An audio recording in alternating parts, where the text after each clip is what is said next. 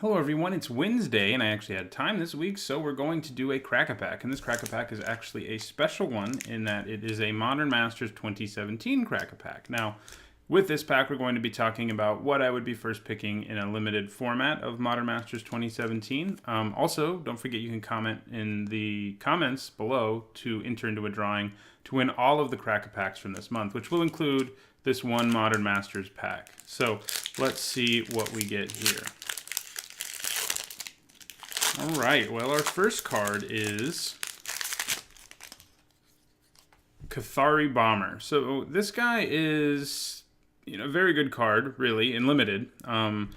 It's probably not worth first picking just because it's gold, but the fact that it does a lot of things for different decks. It has nice Unearth Sacrifice synergies, and it also has nice Go Wide synergies. It's a powerful 3-mana 2/2 flyer who just makes goblin tokens and does it twice, once out of the graveyard, once while it's in play. And that's a pretty good card. I don't think I'd want to be first picking it, but it's a solid card, and I would play it in basically any black-red deck. Next we have Vampire Aristocrat, who goes quite well actually with Cathari Bomber, who provides a lot of bodies to sacrifice to it. They're sort of can be part of the same red-black sacrifice deck.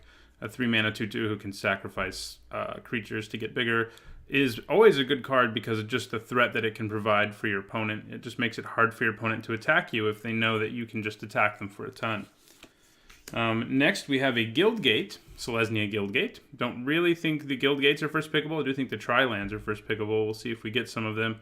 But they are important. They help you fix, and playing 3, 4, 5 colors in this format is not impossible. Next, we have Explorer, a solid card. Not a great one, though, really, in limited. It's definitely far better in constructed, but it, lets you play an additional land, draws you a card. It's not too terrible. But right now, I think I'm sitting on Cathari Bomber, probably. Next up, we have another card that goes well with Cathari Bomber, and that is Bone Splinters, a card that is great in the red-black sacrifice deck because you're just going to have a lot of creatures with Unearth that you can just bring back, attack with, and then sacrifice to kill your opponent's creature. You can do the same with creature tokens that Cathari Bomber gives you, for example. Still on Cathari Bomber, though. Next, we have the unexciting but very playable Youthful Knight, a 2-mana 2/1 with first strike. Not much else to say. Still on Cathari Bomber. Next, we have Grasp of Phantoms. For 4 mana, you get to Time Ebb, a creature to the top of your opponent's library, and you can do it again in the later part of the game if you get to 8 mana. Solid card. I think it's worth playing in most blue decks, but still not as good as Cathari Bomber. Another Guildgate, this time the Rakdos one. Again, they're great for helping you fix. They can let you play 3, 4, 5 colors, but I don't think I'd be first picking it. Next, we have Giant Baiting as our next common. It's barely playable, I think.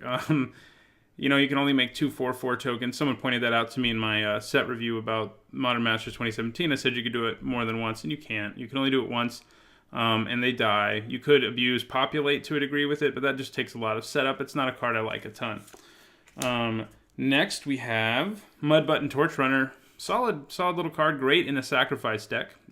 This pack seems to be sort of geared towards that. Imagine using Bone Splinters on this guy. Get to lightning bolt something and kill one of their creatures. So it's a pretty good deal. So another good card with sacrifice, but still Cathari Bomber is better.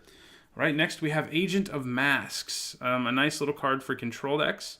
It can just win you the game while you prevent your opponent from killing you all on its own, and the life gain it gives you is great, but I think I'm still on Cathari Bomber, personally, despite being gold. Okay. Now we have Wall of Frost. I'm a pretty big fan of Wall of Frost. You do have to play a control deck for it to be great, but it's good in any deck, really. And I think because it's monocolored, I would take it over Cathari Bomber at this point. Usually I don't like walls, but this wall does a lot because it slows your opponent down. It stops your opponent from being able to attack you just willy-nilly with all of their creatures because Wall of Frost is going to shut one of them down for a turn. And it can block almost every creature in the format. So all important things. So Wall of Frost, it comes in ahead of Cathari Bomber.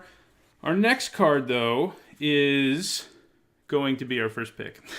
I'm guessing anyway, and that is Lingering Souls. One of the strongest cards in all of Modern and in this format as well. You don't even have to play black as well for it to be good. It's a great first pick. It's what you first pick here, unless we happen to have a bomb rare or something.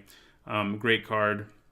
Make spirit tokens, 2 of them for 3 mana that have flying, and then for 5 mana you get 4 of them if you have black. And if you're playing Lingering Souls, try as hard as you can to splash black, okay? If you're not doing that, then it's still an okay card, but you should be trying as hard as you can to splash black. And our rare, worth some money, but not very good and limited, and that is Stony Silence. So this is good for those of you who want to win the giveaway. It's definitely a card that was included with Constructed in mind, not with Modern Masters. Limited in mind, because it's in a very important sideboard card in Modern. And that's what also makes it worth some money. So you could win that. We actually have one more card, because we have a foil. I think there's foils in every Modern Masters pack, and that is Teleportal. You know, it's Teleportal. Not much more to say about it. You know, it's not especially good in limited. The blue-red decks aren't creature-based enough for it to be good. You could be splashing it in a red-green token deck, I guess, and have it be okay. But definitely, in the end, we take Lingering Souls over Cathari Bomber and Wall of Frost. It's just the best card in this pack. Also probably worth a little bit of money. So this pack, in terms of value, is probably the best one ever opened on one of these Cracker packs. So that's what my first pick would be, Lingering Souls. Let me know in the comments what yours would be. If you enjoyed this video, don't forget to click the like button. If you have any questions about this pack or any comments about the pack, post them in the comments below. And if you want to catch more of my Cracker Packs and other limited content, don't forget to subscribe. And finally, my content is sponsored in part by 5colorcombo.com, who right now is doing a very cool Kickstarter campaign, which you can find a link to in the end card. I think I'll be able to put it in the end card. If not, it'll be in the description below.